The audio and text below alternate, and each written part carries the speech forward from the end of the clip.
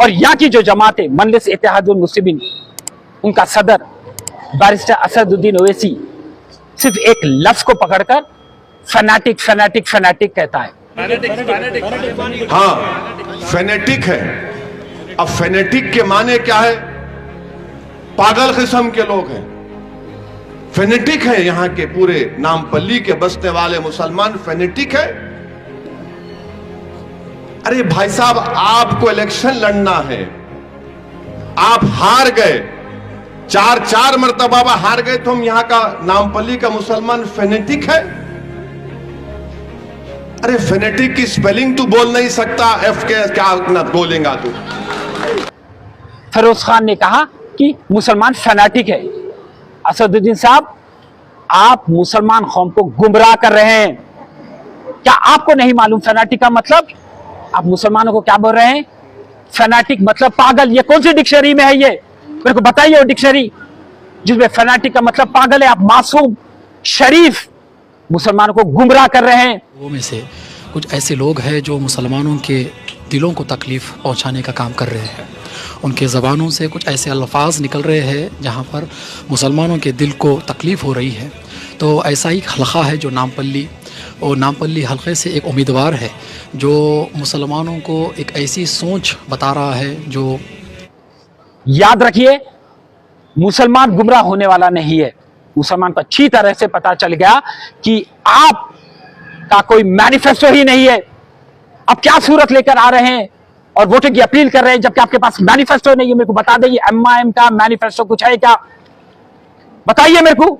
हमारा मैनिफेस्टो है, हम ये वादा कर रहे हैं कि हाँ, अगर से हम क़यादत में आएंगे तो ये पूरे 6 गारंटीज घर तक पहुंचाएंगे। आपके पास क्या मैनिफेस्टो है? कुछ नहीं है। और आप फिरोज खान से पूछ रहे हैं कि वो उम्मीदवार को तो फैनाटिक की स्पेलिंग नहीं मालूम। अरे छोड़ो फैनाटिक लफ्ज को, मैं आपसे पूछता हूं डेवलपमेंट की स्पेलिंग बताओ। आप बताओ डेवलपमेंट की स्पेलिंग क्या है? आपके डिक्शनरी में डेवलपमेंट नाम का लफ्ज ही नहीं है। आप मुसलमान को गुमराह क्यों कर रहे हैं? हल्के नामपल्ली में हिंदू मुसलमान के बीच में इंतशार क्यों पैदा कर रहे हैं आप? हम हिंदू मुसलमान को मुत्तहिद कर एक हलाल की क़यादत कायम करना चाह रहे और आप गुमराह कर रहे हैं हमारे मुसलमानों को। मैं आपसे पूछना चाह रहा हूं, जब कौम की बात करते तो अगर आपके पास कौम का दर्द है तो मेरे पास भी कौम का दर्द है। कहां थे आप जब सेक्रेटेरिएट की मस्जिद मिसमार हुई, मेरी मस्जिद की मीनार गिर गई, मेंबर रसूल को मिसमार शहीद कर दिया? कहां थे आप? उस्मान नगर में सैलाब की वजह से जब घर डूब गए, मुसलमानों की लाशें तीर रहे थे पानी में, कहां थे आप? एक मीनार, एक खाना मस्जिद जब शहीद हुई, कहां थे आप? खदीर को पुलिस कस्टडी में बेरहमी से टॉर्चर कर मार दिया गया, कहां थे आप? बताइए कहां थे आप? हमारे वक्त के जायदाद लूटने जा रहे, कहां थे आप? हजरत हुसैन शाह वली की 1600 एकड़ की 1 लाख करोड़ की मिल्कियत हमारे से केसीआर छीन लिया, कहां थे आप? मेरे को बताइए कहां थे आप? 12% तहफुजात की कभी आप पैरवी करे? नहीं करे। वक्फ बोर्ड को जुडिशियल पावर दे तो बल्कि कभी एहतजाज करे? नहीं करे। तो किस बिना पे मैं मानूं कि आप कौम के रहबर है, आपके पास कौम का दर्द है? और ये वही फिरोज खान है जो सबसे पहले सेक्रेटेरिएट की मस्जिद जब शहीद हुई तो जाके केस दर्ज करा सैफाबाद पुलिस स्टेशन में। आपके लोग कहां थे और आप कहां थे? ये वही फिरोज खान है जब उस्मान नगर में सैलाब आ गया और लाशा पानी में तीरे तो फिरोज खान सबसे पहला शख्स पहुंचने का नाम था। आप कहां थे वो टाइम पे? हर वो सतह पे हम देखे कि कौम के लिए हम आगे बढ़ते, मर मिट जा रहे हैं मुसलमानों के लिए। क्या मुसलमान को नहीं पता? मुसलमान को अच्छी तरीके से पता है ये। आए मेरे मुसलमान भाइयों, तुम समझने की कोशिश करो। एमआईएम सिर्फ तुम्हारे जज्बात से खेल रही है, मजहब का जहर उगल रही है, तुम्हारे को उकसा रही है। अरे उकसाने की क्यों बात करते हैं? डेवलपमेंट की बात करो, एजुकेशन की बात करो, कलम की बात करो, किताब की बात करो। अब ये बात नहीं करेंगे। फिरोज खान फनाटिक लफ्ज इस्तेमाल करा और आप बोल रहे हैं कि फिरोज खान कह रहा है कि मुसलमान पागल है। फिरोज खान ने कब कहा कि मुसलमान पागल है? ये तो आप बोल रहे हैं और आप ट्वीट भी करें ये चीज। मेरे को बताइए, मेरे को बताइए, आप कौम के लिए कभी ठहरे हुए थे या नहीं?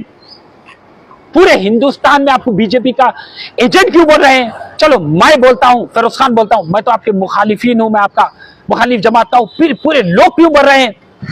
आप पूरे हिंदुस्तान में हर रियासत में जाके क्या मुसलमान के वोट को तकसीम करके क्या बीजेपी का साथ नहीं दे रहे? आप कौम की बात करते हैं, आप मुसलमान की बात करते हैं। ना असदुद्दीन ओवैसी, आपके पास दर्द नहीं है। सारी आप इंतखाबात में आके यहां के उम्मीदवार को आप जिताने के लिए जहर उगल रहे हैं। हमारे पास दर्द है, हमारे पास मुसलमानों का दर्द है। हम एहतजाज करते हैं मुसलमानों के लिए, कौम के लिए। हम सलाखों के पीछे जाते, हम अपने पे एफआईआर बुक कर लेते, उफ भी नहीं कहते। कहां थे आप जब ये केसीआर हमारे पैसों से इफ्तार पार्टी मुनक्किद कर रहा है? आप जाके वो इफ्तार पार्टी में खजूर खा रहे थे और हम सड़कों पे बैठ के एहतजाज कर रहे थे। तो हम मुसलमानों के पैसों से वो आलीशान तरीके से एक इफ्तार पार्टी मुनक्किद करता, हम सड़कों पे एहतजाज कर रहे थे। मुस्लिम बंधु 10 लाख रुपए हर मुसलमान को देना बोलकर केसीआर से कौन मुतालबा करे, कौन एहतजाज करे? फिरोज खान करे, मैं करा। ये दर्द है। अगर से हम दर्द का इजहार करते हैं तो फिर मुजाहरा भी करते हैं सड़कों पे उतर के उसका। अगर से हमारे सीने में मुसलमानों को दर्द है तो हम उसको अमली जामा भी पहनाते हैं। कहां थे आप जब मासूम एक 6 महीने के बच्चे को अगवा कर लिए नीलोफर अस्पताल से? वो एक मुसलमान बच्चा था। कहां थे आपके लोग? हम जाके कंप्लेंट बुक कराए, हम पुलिस पे दबाव डाले और अल्लाह के फजल से 4 दिन में वो बच्चा मिल गया। मेरे को बताओ, आप कहां थे मुसलमानों के लिए? हमारे बस्तियों में आज लाचारी है, गरीबी है, मुफलिसी है, पूरे लोग परेशान है। कहां हैं आप? सुधीर कमीशन ये कहती है कि 60% मुसलमान बिलो पॉवर्टी लाइन है, 43% मुसलमानों के पास घर नहीं है, 40% मुसलमान परेशान हाल में है, उनके पास रोजगार नहीं है, बच्चे स्कूल को नहीं जाते, खस्ता हालत में है हमारे नामपल्ली का अस्पताल, नीलोफर का अस्पताल खस्ता हालत में, हमारे नामपल्ली के स्कूल। अरे इसके बारे में बात करो आप। कौम की दर्द की बात करते हैं, कौम की दर्द की बात करते हैं। दर्द बोलने से नहीं होता, दर्द को बताना पड़ता है। सड़कों में उतर के आवाम के दरमियान जाके उनके मसले मसाइल को हर करके बताना पड़ता है। आपने कि कुछ नहीं किया, सिर्फ आप गुमराह कर रहे। तो लिहाजा नामपल्ली की आवाम से मैं गुजारिश करता हूं, अल्लाह के वास्ते अपने रब के बारे में सोचो। तो शख्सियत से बड़ी जमात होती है, जमात से बढ़कर मुल्क होता है और मुल्क से बढ़कर अल्लाह होता है। वो अल्लाह के बारे में सोचो। अपने गिरबान में झांक के देखो मुसलमान, तुम खुवत में है, तुम्हारे पास खुवत है, जुनून है, जज्बा है, ईमानदार है। आज शायद हम कमजोर है, बस झांक के देखो गिरबान में क्या राशिद खान कुछ गलत बोल रहा है। एक मुसलमान को हमने कभी तकलीफ दिया? कभी हमने बस्तियों को उजाड़ा? कभी हम कोई खलतल में मुलविज है? कभी हमने वक्त की जायदादों पर कब्जा किया?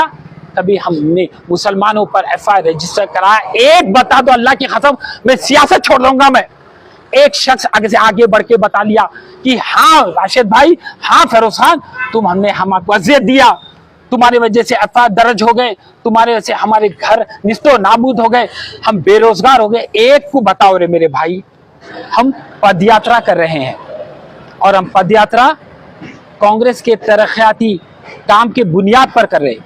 ये जो कांग्रेस का मैनिफेस्टो है, ये 6 डिक्लेरेशन का ऐलान करता है।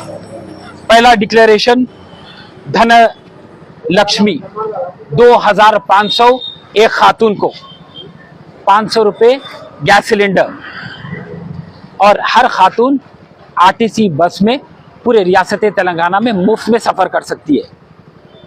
फिर जिसके पास घर नहीं है उसको 5 लाख रुपए और जमीन। राजीव आरोग्य इंश्योरेंस के जानिब से 10 लाख रुपए दिए जाएंगे। साथ ही साथ जो स्टूडेंट हायर स्टडीज करना चाह रहे उनके लिए 5 लाख रुपए। तो लिहाजा ये जो कांग्रेस का मैनिफेस्टो है, ये मैनिफेस्टो हम आवाम के दरमियान में लेकर जाकर आवाम से वोट पूछ रहे हैं। तो कांग्रेस जमात एक सेकुलर जमात है और हर वक्त अपने तरक्याती काम के बुनियाद पर ही वोट मांगती है। अमनो सुकून पूरे हिंदुस्तान में कायम करने वाली जमात का नाम है कांग्रेस जमात, और उसके उम्मीदवार फिरोज खान जो एक सेक्युलर लीडर है, हर वक्त उन्होंने एक ही नारे को बुलंद करा, डेवलपमेंट, डेवलपमेंट और डेवलपमेंट। हम उसके बुनियाद पर अवाम के दरमियान में जा रहे हैं और यह देखने को मिल रहा है, चाहे वो खवातीन रहने दो, चाहे वो बच्चे रहने दो, चाहे बुजुर्ग हजरात रहने दो, हर कोई आज कांग्रेस के साथ जुड़ना चाह रहे हैं।